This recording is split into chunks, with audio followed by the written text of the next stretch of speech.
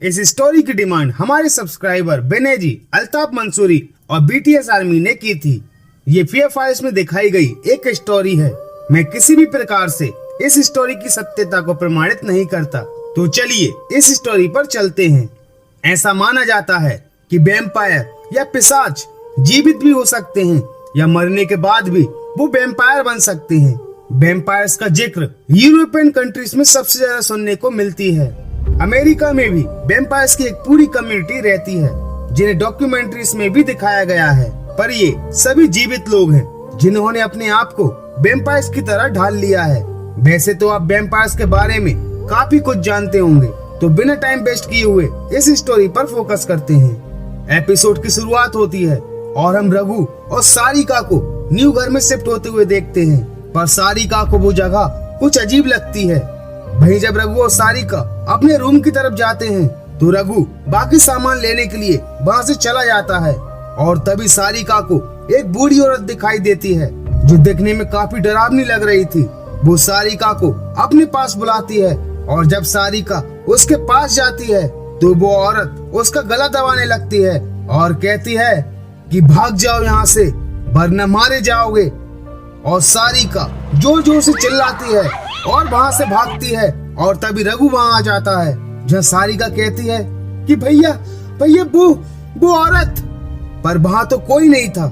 जहाँ रघु कहता है कि हो सकता है ये तुम्हारा वहम हो, वैसे भी ये नया घर है तो ढलने में थोड़ा तो टाइम लगेगा।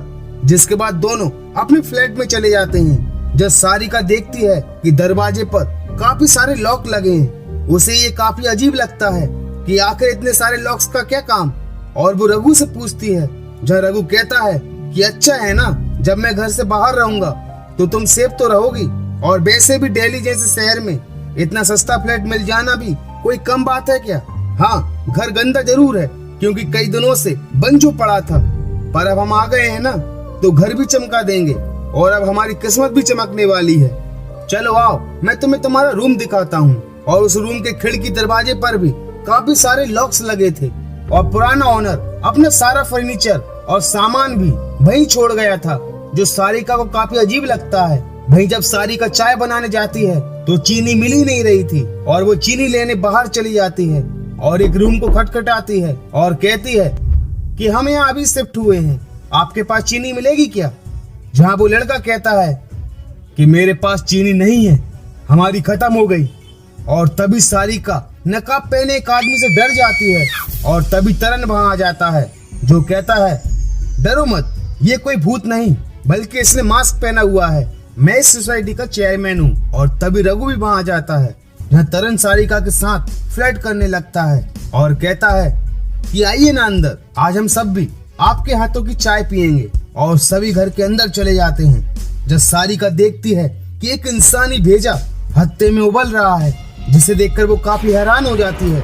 और जब फ्रिज खोलती है तो उसमें भी मीट और खून की बोतल्स रखी हुई थी और हर तरफ खून के निशान भी बने हुए थे, जिससे वो काफी डर जाती है और तुरंत भागकर रघु के पास जाती है और कहती है कि भैया चलिए यहाँ से। पर महेश कहता है कि अब तुम यहाँ से नहीं जा सकती, तुमने देख लिया है ना कि फ्रिज में क्या है। और तभी वो जोर जोर से हंसने लगता है और कहता है कि आओ मैं सभी को फ्रिज बताता हूँ। जहाँ सभी लोग भी उस फ्रिज में रखे मीट और खून की बोतल्स को देखकर हैरान हो जाते हैं। जहाँ महेश कहता है कि डरो नहीं, ये सब नकली हैं, मैं मूवीज के लिए सामान सप्लाई करता हूँ, कल हॉरर मूवी की शूटिंग है तो उसी के लिए ये सब मैंने रखा है।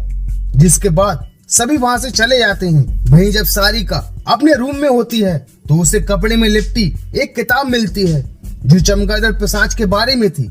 पर इससे पहले कि वो उसे पढ़े कि तभी रघु वहां आ जाता है और कहता है कि सारिका मैं 2 दिन के लिए बाहर जा रहा हूँ, परसों तक मैं वापस आ जाऊंगा। पर सारिका कहती है कि भैया मुझे अकेले छोड़कर मत जाइए, मुझे यहाँ डर लगता है।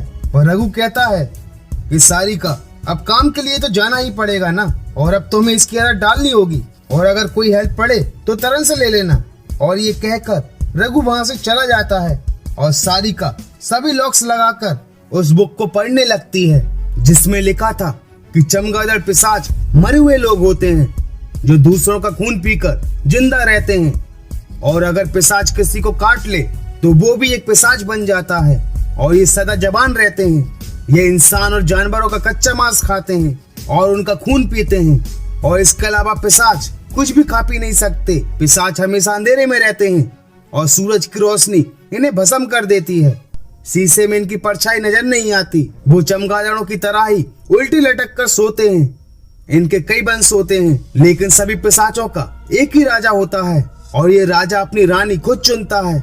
और इनकी संतान भी सभी पिशाचों में सबसे शक्तिशाली होती है, क्योंकि वो इंसानी रूप में पैदा नहीं होती, वो जन्म से ही पिशाची योनि में पैदा होती है। और ये अपनी शक्ति बढ़ाने के लिए कई मंत्रों का उच्चारण करते हैं, और तभी सारिका को कुछ मंत्रों की आवाज सुनाई देती है, और वो उन मंत्रों की आवाज का पीछा करने लगती है। और वो आवाज महेश के रूम से आ रही थी, और जब वो अंदर जाकर देखती है तो उसकी सांसें थम जाती हैं। वो देखती है कि महेश किसी चमगादड़ की तरह उल्टा लटक कर कुछ मंत्र पढ़ रहा है, जैसा कि उस किताब में लिखा था। और वो तुरंत वहां से भागकर अपने रूम में जाकर छिप जाती है। भाई महेश, जो एक पिशाच था, वो बाहर जाकर एक शराबी को मारकर उसका खून और मांस खा जाता है। वहीं अगली सुबह जब तरन सारिका के पास जाता है तो कहता है कि तुमने सुना कि कल रात एक खून हो गया, पर उस आदमी की पूरी बॉडी नहीं मिली, हर तरफ लाश के टुकड़े पड़े थे। लगता है ये किसी जंगली जानवर का काम होगा। एनीवे, तुम तो ठीक हो ना। वहीं सारिका तरन को अंदर बुला लेती है और चाय पीने के लिए बोलती है, पर तरन मना करता है, जिससे सारिका को तरन पर भी शक होने लगता है। पर तरन कहता है, ठीक है, जब आप कह ही रही हैं तो भला कौन मना कर सकता है। और जब तरन चाय पीता है तो कहता है कि चीनी थोड़ी कम है, अगर आप अपनी उंगली इसमें डाल दें तो चाय और भी मीठी हो जाएगी। वैसे आज मेरे यहाँ पार्टी है, अगर आप अपनी फ्रेंड के साथ पार्टी में आए तो मुझे बहुत अच्छा लगेगा। जब सारिका मान जाती है और रात को वो अपनी फ्रेंड सोनाली के साथ पार्टी में पहुंच जाती हैं, जहां सभी काफी एंजॉय कर रहे थे। और सोनाली वीर के साथ टाइम स्पेंड करने के लिए चली जाती है। और जैसे ही वीर सोनाली को किस करने वाला होता है कि तभी उसे किसी की परछाई दिखाई देती है, और तभी महेश, जो एक पिशाच था, वो वीर को घसीट कर ले जाता है। और जब सोनाली अपनी आंखें खोलती है तो उसे काफी सारे खून के धब्बे दिखाई देते हैं। और जब वो खून का पीछा करती है तो वीर उसे मरा हुआ मिलता है, और उसकी बॉडी का सारा खून निकाला जा रहा था। और तभी महेश सोनाली को भी मार डालता है। वहीं दूसरी ओर सारिका तरन को महेश के बारे में बताती है और कहती है कि जब मैं उसके रूम में गई थी तो वो किसी चमगादड़ की तरह उल्टा लटका हुआ था। मुझे लगता है कि वो एक पिशाच है। वहीं जब सारिका सोनाली को ढूंढने जाती है तो वो ये देखकर काफी हैरान हो जाती है कि सोनाली वीर और महेश के साथ खड़ी है, और उनका बर्ताव भी पूरी तरह से बदल चुका था। और सोनाली कहती है कि मैं अब वीर के साथ ही रहूंगी, तुम भी हमारे साथ रहो और हमारे जैसे बन जाओ। और वो तीनों के भयानक रूप को देखकर वहां से भागती है, जहाँ सभी उसका पीछा करते हैं। और वो बूढ़ी औरत कहती है कि मैंने तुझसे कहा था यहाँ से भाग जा, पर तू नहीं मानी, अब भुगतो। और जैसे ही वो उसे मारने जाते हैं कि तभी तरन भी वहां जाता है, और वो भी एक पिशाच था। और वो कहता है कि कहां तक भागोगी सारिका, तुम मेरी हो जाओ, मैंने तुम्हें चुना है, एक बार मेरे हाथों मरकर तो देखो, तुम इन सबकी रानी बन जाओगी। और सारिका फिर से वहां से भागकर अपने रूम में जाकर छिप जाती है, जहां सभी पिशाच दरवाजा पीटते जा रहे थे, और घर का सारा सामान भी इधर उधर सरकने लगता है। और कुछ देर बाद दरवाजा पीटना बंद हो जाता है, और तभी रघु की आवाज आती है। और जैसे ही वो दरवाजा खोलती है तो वो रघु को सारी घटना बताती है। और जब रघु उसके गले लगता है तो आईने में उसकी परछाई दिख ही नहीं रही थी। जहाँ सारिका कहती है कि भैया तुम भी। जहाँ रघु बताता है कि जब मैं घर से बाहर निकला तो इन्होंने मुझे भी मारकर एक पिशाच बना दिया, और अब तुम भी नहीं बचोगी, इनकी बात मान लो। और तभी सभी पिशाच भी घर के अंदर आ जाते हैं। जहाँ सारिका कहती है कि मैं मरना पसंद करूंगी, पर एक पिशाच बनना नहीं, और वो अपने आप को खंजर मार लेती है। और जब उसे होश आता है तो उसे हंसने की आवाज आती है, और जब वो बाहर जाकर देखती है तो सभी बाहर बैठे थे। जहाँ तरन कहता है कि तुम एक पिशाच बन चुकी हो, जब तुम खंजर मारने वाली थी तभी मैंने तुम्हें काट लिया था। मैं इन पिशाचों का राजा हूँ, मैं कुछ भी खा पी सकता हूँ, धूप में बाहर भी निकल सकता हूँ। अब तुम मेरी रानी हो, ये लो, इस खून को पीकर अपनी प्यास बुझाओ, अब हम हमेशा साथ रहेंगे। और इसी के साथ इस एपिसोड का दी एंड हो जाता है। तो दोस्तों, आपको द वैम्पायर हाउस ये स्टोरी कैसी लगी मुझे लाइक और कमेंट्स करके जरूर बताना। अगर आप फियर फाइल्स की और भी स्टोरीज को देखना चाहते हैं तो हमारे चैनल को सब्सक्राइब करना मत भूलना।